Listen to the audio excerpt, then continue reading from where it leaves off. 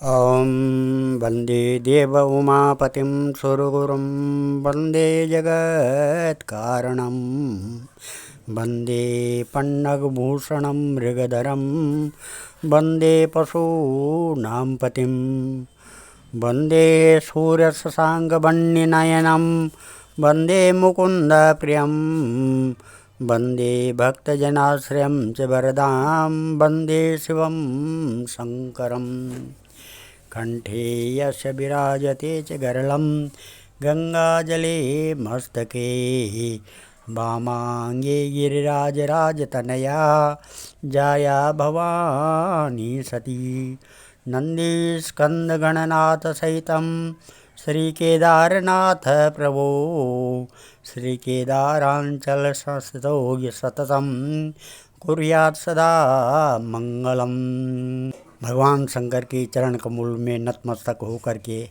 हम आगे की कथा शुरू करने जा रहे हैं, जिसमें से प्रथम आपको बताएं कि कल 5 नवंबर को अहोई अष्टमी व्रत या राधा अष्टमी व्रत और रवि पुख्य योग है। इसमें जो भी काम किया, रवि पुख्य योग के दिन जो भी काम किया जाता है वो शुभ होता है और आगे प्रशस्त होता है, आगे बढ़ता जाता है, लाभ मिलता है। इस दिन कई जो अच्छे काम हो उनको ज़रूर करें।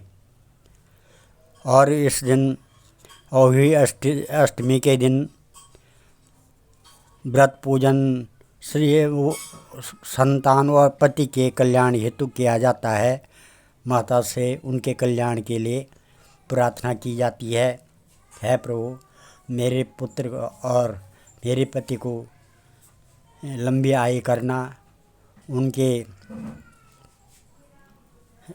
जीवन में सारे संकट दूर करना। और आगे शिव पुराण की कथा कहते हैं, जिसमें कल आपने प्रथम अध्याय सुना, आज दूसरा अध्याय है। श्री शिव महापुराण वायव्य संहिता उत्तरखंड का दूसरा अध्याय है, जिसमें विश्वामित्र द्वारा कार्तिकेय का जाति संस्कार करना। नारद जी बोले, है तात इसके पश्चात क्या हुआ, सो मुझे कृपा कर बतलाए। श्री ब्रह्मा जी ने कहा, है नारद उसी समय विश्वामित्र जी शिव इच्छा से उधर आ निकले। उस बालक को देखकर बहुत ही प्रभावित हुए। तब उस बालक ने कहा कि है विश्वामित्र जी मेरा संस्कार करो। तब उन्होंने कहा, मैं क्षत्रिय हूँ। बालक बोला कि मैं तुमको वरदान देता हूँ कि तुम आज से ब्रह्मर्षि हो जाओ। वशिष्ठ आदि ऋषि तुम्हारा सम्मान करेंगे। तब विश्वामित्र जी ने प्रसन्न होकर उस बालक का जाति संस्कार किया। इधर एक ऋषि ने प्रेम से उस बालक को आलिंगन किया और वस्त्र आभूषण आदि से युक्त कर दिया। वह बालक एक दिन एक अस्त्र लेकर विशाल पहाड़ों को खोदकर ढहाने लगा। इसको देखकर राजा इंद्र वहाँ पर आए। उन्होंने अपने बाण से उस पर प्रहार किया तो उस बालक से घोर पराक्रमी राक्षस उत्पन्न हो गया। इस प्रकार वहाँ पर 4 बार आक्रमण में 4 राक्षस उत्पन्न हो गए, जो 4 स्कंद के नाम से विख्यात हुए। तब उस बालक के कर्तव्यों को देखकर उस बालक को वे स्वर्ग में ले गए। वहाँ पर उसे बहुत से दुर्लभ अस्त्र शस्त्र प्रदान किए। एक दिन एक तालाब में 6 स्त्रियाँ वहाँ पर स्नान कर रही थी। वे दौड़ती आई और उस बालक को स्तनपान करने के लिए कहा। तब उस बालक ने 6 मुखों से स्तनपान किया। वे अपने मन में बहुत ही हर्षित हुई। एक दिन उस बालक ने वहाँ पर एक अद्भुत चरित्र किया कि एक आगंतुक ने उसका परिचय पूछा। तब वह बालक वहाँ से गुप्त हो गया। ब्रह्मा जी इस प्रकार कहने लगे, है नारद एक दिन पार्वती जी ने शिव जी से इस प्रकार पूछा कि है नाथ कृपा करके मुझको आप बड़ी तपस्या के बाद मिले हो। आपकी कृपा हुई तभी मैंने आपको पाया है, परंतु आप मुझे कृपा करके बतलाओ कि उस तेज का क्या हुआ जो आपने पृथ्वी पर गिरा दिया। मेरे मन में उसको जानने की बड़ी लालसा है। तब शिवजी ने सभी सभासदों तथा देव ब्राह्मणों को बुलाकर पूछा कि मेरे तेज का क्या हुआ, वह नष्ट हो गया या किसी बालक ने उससे जन्म लिया है। भगवान के वचनों को सुनकर सब लोग भय से कांपने लगे और एक दूसरे का मुख देखने लगे। तब विष्णु जी ने बतलाया कि है ईश्वर, मैं आपको बतलाता हूँ। आपके तेज से एक बालक उत्पन्न हो गया है तथा उस तेज को किसने ग्रहण किया तथा उसका पालन जो कृतिकाओं द्वारा हुआ है वह सब कथा कह सुनाई। कार्तिकेय के जन्म की बात मालूम होने के साथ शिवजी पार्वती जी आनंद में मग्न हो गए। फिर उन्होंने कार्तिकेय को स्वर्ग से बुलाने के लिए अपने गणों को हुक्म दे दिया। शिवगणों को लेकर, जिनकी संख्या कई लाख थी, स्वर्ग में कृतिकाओं के यहाँ पहुंचकर उनका घर घेर लिया। कृतिकाएँ एक बड़ी भारी सेना को देखकर कार्तिकेय जी से कहने लगी, बेटा यह सब क्या है। तब कार्तिकेय ने बाहर निकलकर उनसे पूछा कि तुम सब कौन हो तथा यहाँ पर आने का क्या कारण है। तब शिवगणों ने कहा, है भाई, हम संहारकर्ता शिवगण हैं तथा हम तुमको लेने के लिए आए हैं। तुम हमारे साथ चलो, तुमको यह कृतिका क्या पालेगी। पार्वती ने भी आपको बुलाया है। तब कार्तिकेय जी ने कहा कि पार्वती जी ने मुझको पालित नहीं किया है, परंतु वे मेरी धर्म की माता है, इनको भी मैं विस्मृत नहीं कर सकता हूँ। फिर भी मैं धर्म मातेश्वरी के पास अवश्य ही चलूँगा। इतना कहकर कार्तिकेय जी शिवजी के पास पहुँचने के लिए शिवगणों के साथ चलने लगे। पार्वती जी ने कार्तिकेय को लाने के लिए एक अद्भुत रथ भेजा था जो कि विश्वकर्मा द्वारा बनाया गया था, जिसमें 100 पहिए लगे थे। वह बड़ा ही सुंदर तथा तीव्रगामी था। पार्षद उसे चारों ओर से घेरे हुए थे। उस रथ पर कार्तिकेय जी सवार हो गए। कृतिकाएँ वहाँ पर अपने बाल बिखेर आ गई और कहने लगी कि हम तुम्हारी माताएं हैं, हमने तुमको प्यार किया है, हम अब क्या करें। इस प्रकार वह पुत्र वियोग से मूर्छित हो गई। कार्तिकेय जी उनको आध्यात्मिक तथा सुखदायक ज्ञान देकर उनको मांगलिक असर पर साथ लेकर नंदकेश्वर के साथ कैलाश पर्वत पर अक्षय मूल ने गोरोद वृक्ष के पास लाए। देवताओं ने उनके आगमन का समाचार शिवजी को दिया। विष्णु आदि देवताओं ने महर्षियों को साथ ले शिव गंगा पुत्र कुमार को देखने आए। उस समय शंख भेरी आदि बाजे बजने लगे। उस समय पति पुत्र वाली लक्ष्मी 30 सुहागिन स्त्रियों को सम्मुख कर उनको देखने के लिए आई। उस समय त्रिलोक्य कुमार का तेज अद्वितीय था। फिर कुमार शिवगणों सहित शिव मंदिर आए। शिवजी ने उन्हें अपनी गोद में प्रेम से बिठाकर सुशोभित किया। कुमार शिवगले का हार राजा वासुकी को पकड़कर ताड़ित करते हुए खेलने लगे। तब इस दृश्य को शिवजी ने पार्वती को दिखलाया। कुमार की लीला से शिव अपने मन में बहुत प्रसन्न हुए। तब शंकर भगवान ने उनको एक रत्न जड़ित सिंहासन पर बैठाकर सब तीर्थों के जल तथा मंत्रों से उनको स्नान कराया। फिर विष्णु ने उनको अनेकों प्रकार के रत्नयुक्त आभूषण, किरीट, मुकुट, बालचंद्र आदि पहनाए और शास्त्रों में सुसज्जित किया तथा परम विद्या प्रदान की।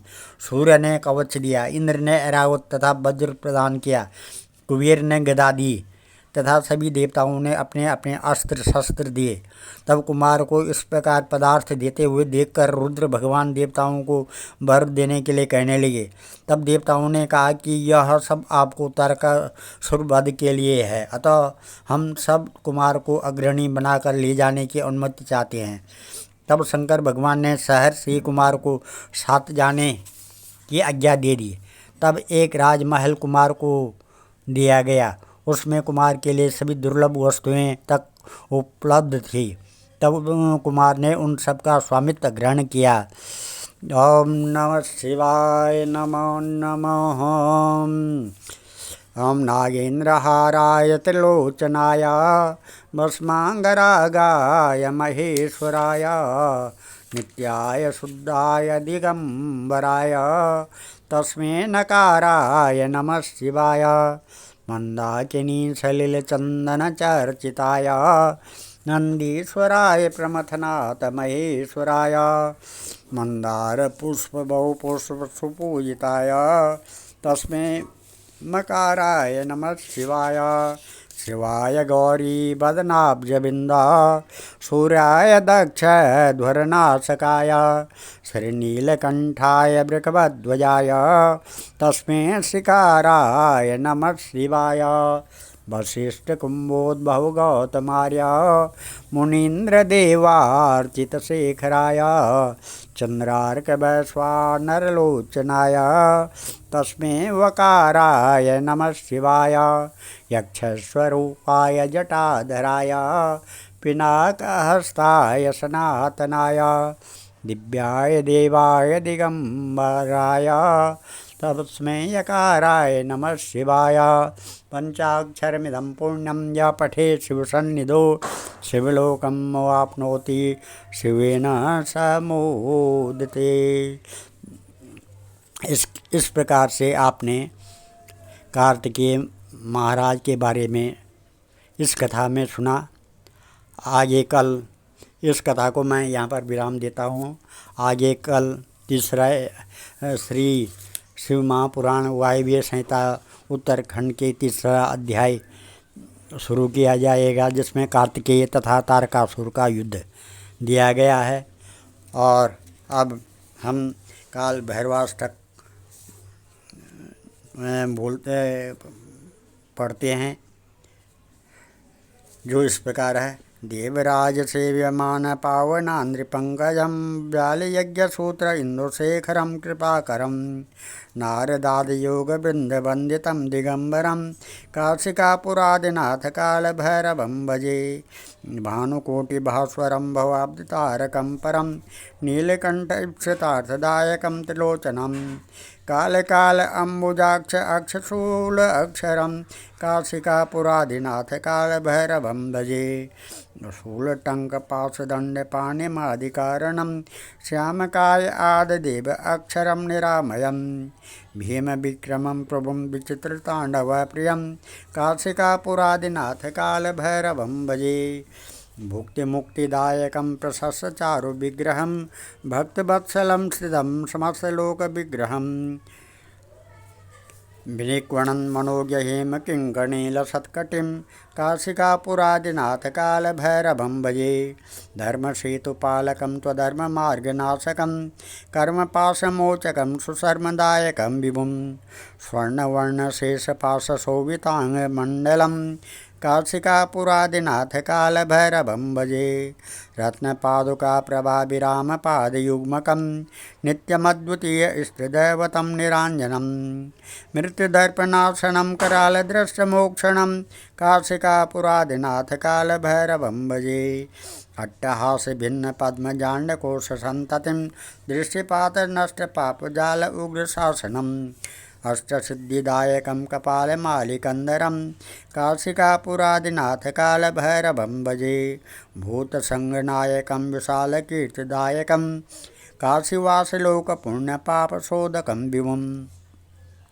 नीतिमार्गकोविदं पुरातनं जगत्पतिं काशिकापुरादिनाथ कालभैरवं भजे कालभैरवाष्टकं पठन्ति ये मनोहरं ज्ञानमुक्तिसाधनं विचित्रपुण्यवर्धनं शोकमोहदैन्यलोभकोपतापनाशनं प्रयान्ति कालभैरवान्द्रिसन्निधिं नराध्रुवम् ओम आपदुद्धारणाय विद्महे वटुकेश्वराय धीमहि तन्नो वीरः प्रचोदयात्।